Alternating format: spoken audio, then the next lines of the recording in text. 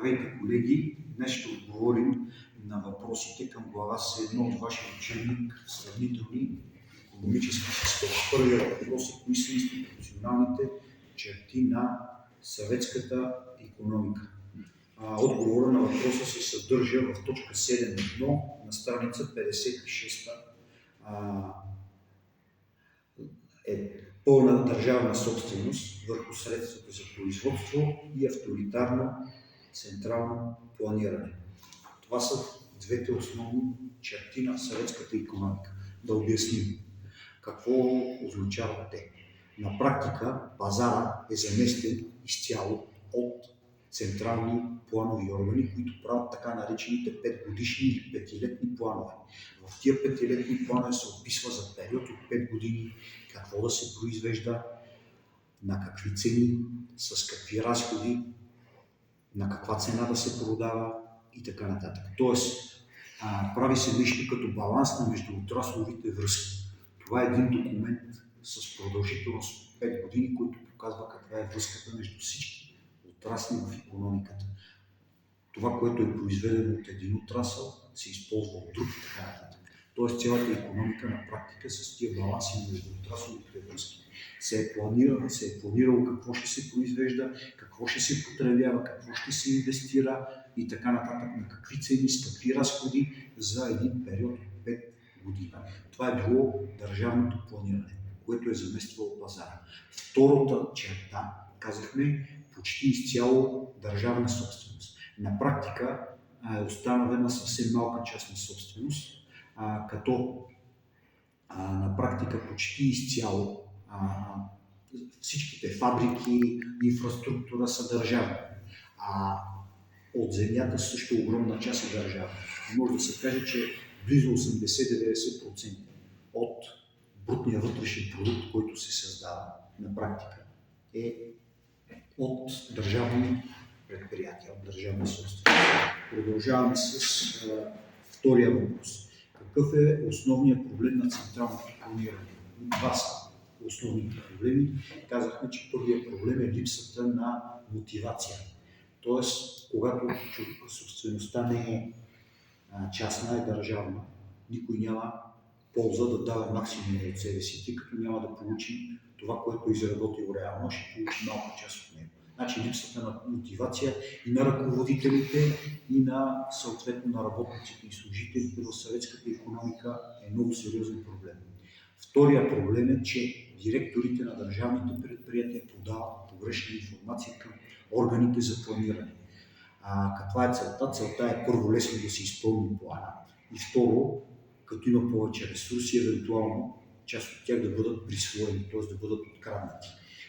Тези двата проблема, плюс системата на меки бюджетни ограничения, която означава, че загубите на губещите предприятия се финансират чрез печалбата на печелившите предприятия, тези три проблема, плюс на преварата във въоръжаването с капиталистическите държави, водят на практика до краха на съветската икономика, както и на икономиките на държавите сателити от Централна и Източна Европа, държавите сателити на Съветския съюз. Така, следващия въпрос. Коя е най-важната правителствена агенция, която контролира изпълнението на 5-годишните планове? Това е Централната банка или Държавната банка, Госбанк, съкръщението Государствен банк. Тя на практика контролира абсолютно всичко. В така наречения баланс на междуотрасловите връзки. Контролира цените на ресурсите, колко е платено, финансовите потоци между предприятията и така нататък. Само да ви кажа, че банковата система в централните планови икономики е еднозвенна. Тоест на практика там няма търговски централни банки, а има само клонове на Централната банка, които работят. Тоест имаме само Централна банка и нейни клонове. Всичките разплащания вътре, всичките финансови транзакции се осъществяват от клонове на Централната банка, не от търговски банки, които да са отделни от Централната банка. Значи в нормалната капиталистическа икономика банковата система се състои от Централна банка и търговски банки.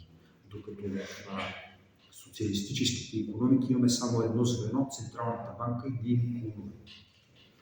Следващия въпрос. Какви са функциите на цените и данъка върху оборота в съветската икономика? В капиталистическата икономика знаем, че цените изпълняват сигнално-комуникационна функция, т.е. предават информация между отделните стопански субекти. Чрез цената, например, потребителите предават информация към предприемачите или към производителите, кои са ценните за тях стоки с най-голяма възможност за печалба.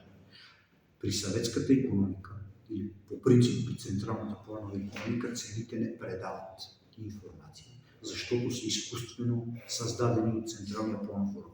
Определени са по изкуствен начин. Те не предават информация между стопанските агенти за предпочитанията на потребителите, за разходите на производителите и така нататък. Тоест там цените имат чисто разчетна роля. Тоест трябва да се сложи просто някаква цена в плана, за да на практика да има някаква цена, която да я има в плана за разчетни цели, за чисто счетоводни цели. И сега каква е функцията на данъка върху оборота? Данъка върху оборота на практика има изравнителна функция. Какво означава изравнителна функция? Чрез данъка върху оборота се изравнява на практика разликата между търсенето и предлагането на потребителски стоки. Какво означава това? Представете си, че има огромни дефицити на потребителски стоки в съветската икономика, като например дефицит на жилища, дефицит на автомобили, дефицит примерно на телевизори, на видеокасетофони, дефицит примерно на някакви скъпи и хубави дрехи и така нататък, луксозни стоки по принцип. И когато има такъв дефицит, има търсене на такива стоки, но те на практика ги няма. Просто не са произведени, няма. Да, слага се много висок данък върху оборота, върху тия стоки, цената им скача и на практика, когато цената стане много голяма, това намалява търсенето и се премахва търсенето. Така се премахват излишното търсене или дефицита на такива луксозни потребителски стоки. Какви подходи се използват за преодоляване на проблемите на централното планиране? Когато виждат проблемите, които се появяват 60-те и 70-те години, се опитват да намерят начини за тяхното решаване. Какво се опитват да направят? Първо, започват да раздават премии на директорите, на работниците и служителите, които работят, изпълняват плана, изпълняват производствените норми и така нататък. Започват да им дават различни премии. Например, парични, дават им също така ордени, медали и ги хвалят публично на събрания, закачат им снимките, по телевизията ги показват, пишат за тях във вестниците. Също така за дефицитните потребителски стоки им дават правото да ги получават по-бързо. Например, чакало се с години за апартамент, трябва да се запишеш. И тия хора, които са отличници примерно в труда, работници, служители или добрите директори, те са получавали с предимство жилище, много по-бързо от останалите. По същия начин е било и с леките автомобили. Получавали са много по-бързо от останалите. Имали са право да почиват на хубави места, на по-хубавите курорти и така нататък. Имали са право също така да получат достъп до Кореко, да отидат да си купат примерно от западните стоки, които се продавали само в едни магазини, наречени Кореко. Пускали са ги някои от тях да работят в чужбина. Най-добрите, които са ги считали за също така и за верни на партията. Издигали са ги. Тоест това имало е система от позитивни стимули за най-добрите директори, за най-добрите работници и служители. Също така имало е и система от негативни стимули. Тия, които не работят добре, за тях имало някакви наказания. Например, порицават те публично на събрание или във вестника пишат за тебе, или те показват по телевизията като лош пример. Знаете, че на практика това е срам, го позволяват да закачат ти снимката, казват този не работи добре или така нататък. Примерно не ти позволяват да ходиш на почивка, увеличават ти работното време, плащат ти по-малко, ако не изпълниш нормата. Децата ти се срамуват, примерно, когато в училище и така нататък. На почивка също така трудно те пускат. Тоест има си един куп такива неща, които ти ги създават. Първо дребни. Ако много се издалиш, те изпращат в трудов лагер. Ако станеш голям проблем, отиваш в трудов лагер да работиш. Както, например, в Сибир. И най-накрая, ако вече още повече, ако после те връщат, обаче ако продължаваш, могат да изсилят и семейството. Това се нарича интерниране. Примерно от един хубав голям град те изселват някъде в малко селце, където няма нищо, забравено от Бога място да изселват. Това се нарича интерниране. Има и такива мерки. Така че има система от позитивни и негативни стимули. Друг метод, който се опитват да използват, за да премахнат недостатъците на системата за централно планиране, карат директорите и колективите на предприятията и на колхозите, на земеделските стопанства сами да правят петилетните планове, като разчитат така да се подобри достоверността на информацията. Но това не успяват. Те пак продължават да ги лъжат и да им подават погрешна информация. Казах ви по какви причини.